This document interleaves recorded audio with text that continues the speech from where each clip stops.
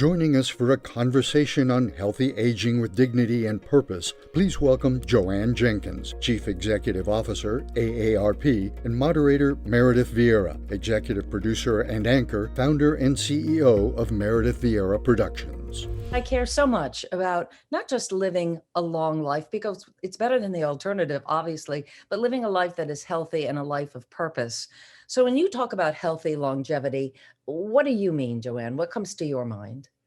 Well, I think one of the things that we found here at AARP is that it's so important for people to live longer, healthier lives.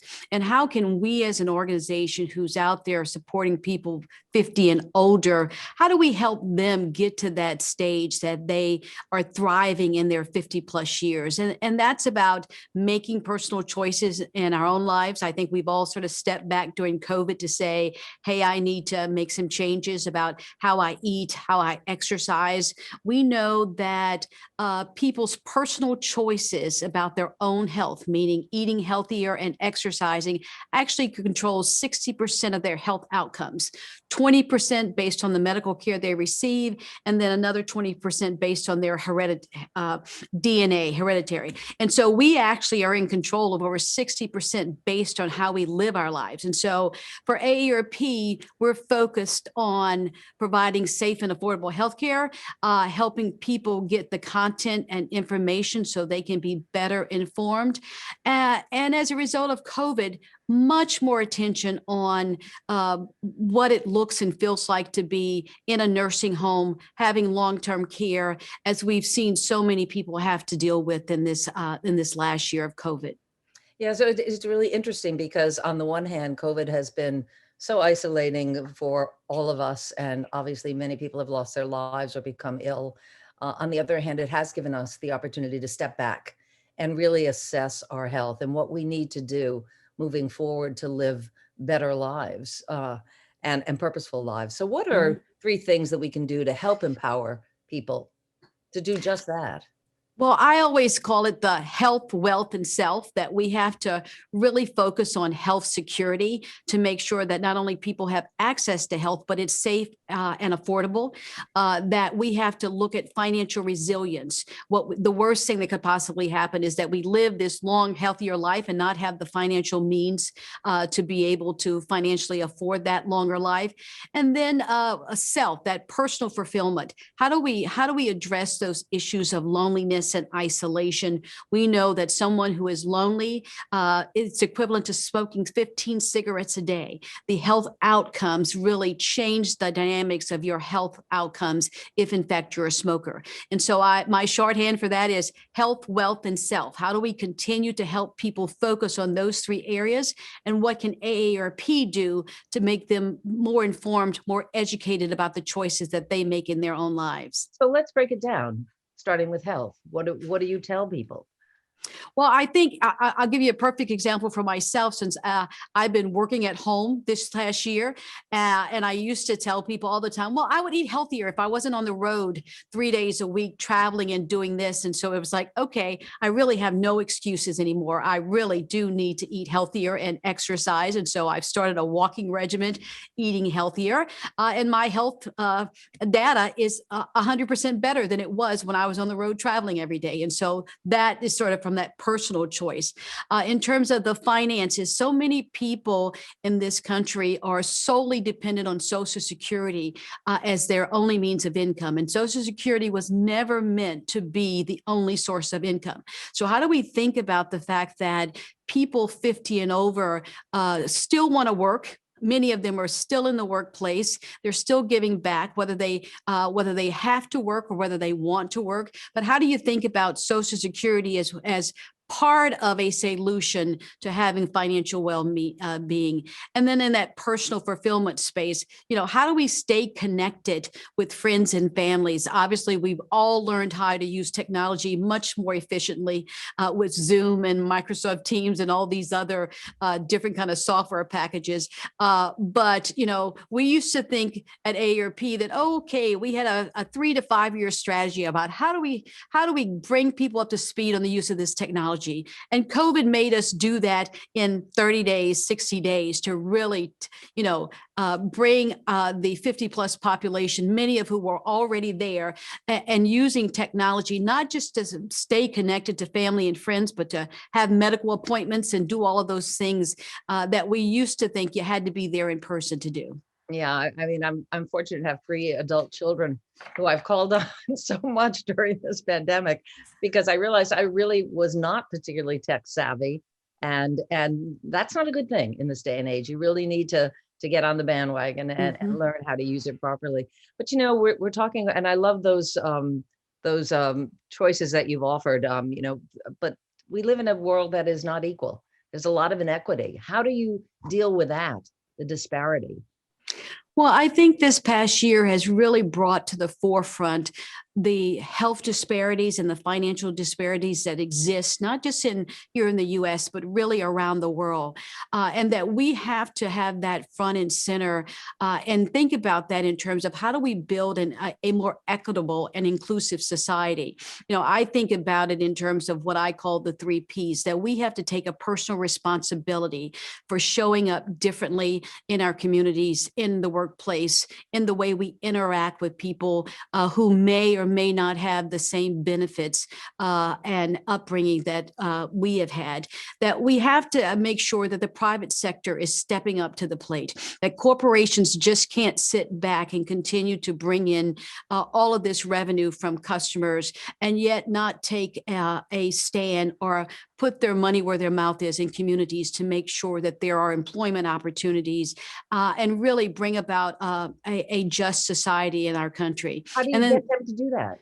I think that we've seen a lot of them stepping up because our employees are demanding it and society is demanding it. And we know that we see consumers making choices about what products they buy, what endorsements they make based on how those companies are actually showing up in the community. So this really looks and feels a little differently than some of these kind of incidences that have occurred in the past. So I think that's a good thing. And then the last piece is I call the public sector here, that the government at all levels, not just at the national, but at state and local governments, that we really do have to make adjustments and put in place regulations and guidelines that make sure that those who are underrepresented or the inequalities that exist in our communities, that we're addressing those issues that we can to make sure that everyone has a seat at the table and that we're hearing all of those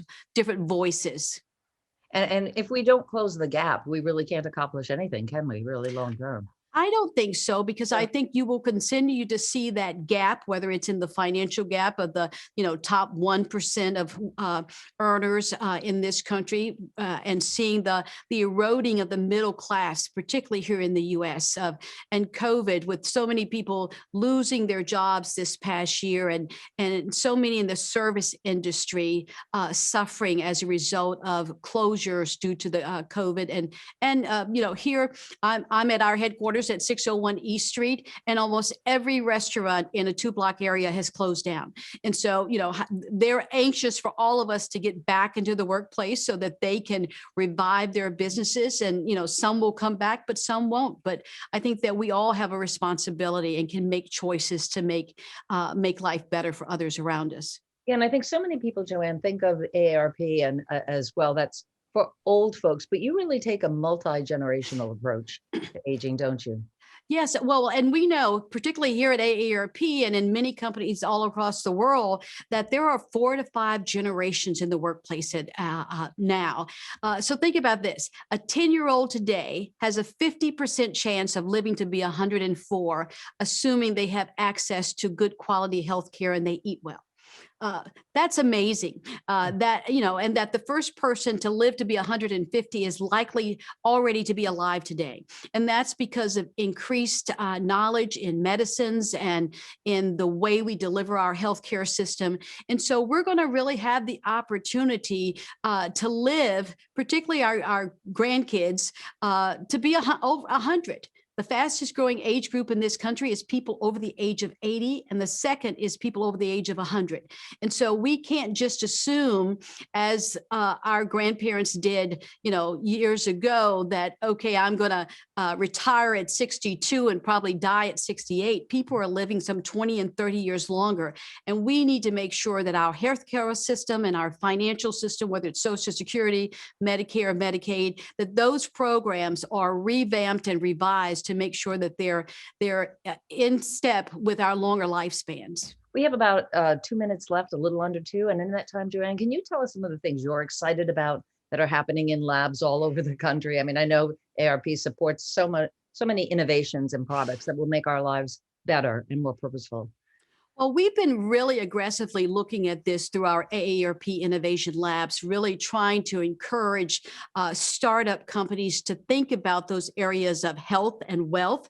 And some of the innovation that is coming through from these companies are around medication management. How do we remind people to take their medications, whether it's around home health care? How can we make it more convenient so that we can reach a loved one and be a part of those conversations through the use of technology with our parent or grandparents and in some of those areas where we need to see that additional assistance. It's also quite energizing because we see so many innovations or companies sprouting up because they're trying to address an issue that they're having in their own family, that they see it happening in their grandparents or in their parents. And we know one thing is for certain: you're either going to be a caregiver or need a caregiver. And so how we think about and how do we care for people who are older in society, I think is going to be key. And the excitement, not only in the healthcare area, but also in the financial area about how we deliver information and put in place protections so that people can continue to live in their own homes. We know that well over 85% of our members say they would rather age in place, that they'd rather stay at home than go into a nursing facility. And we know that the cost of that is much, much more cheaper. I won't say it's reasonable, but it's less than it would be if we were institutionalized in some kind of long-term care facility. So lots of excitement, lots of really good innovation coming from multiple generations to help solve some of these issues. So there's a lot of goodwill and a lot of positivity in our living our longer lives. I'm looking at you in that beautiful dress that says screams spring and hope, and you look so lovely, and it brings a smile to my face. And for me, that's the number one thing every day, just to get a smile on that face and think positive thoughts and take it from there. Joanne Jenkins, what a pleasure to talk to you. Thank you so much for everything you do, and AARP as well. And have a great life. Thank you. Yeah.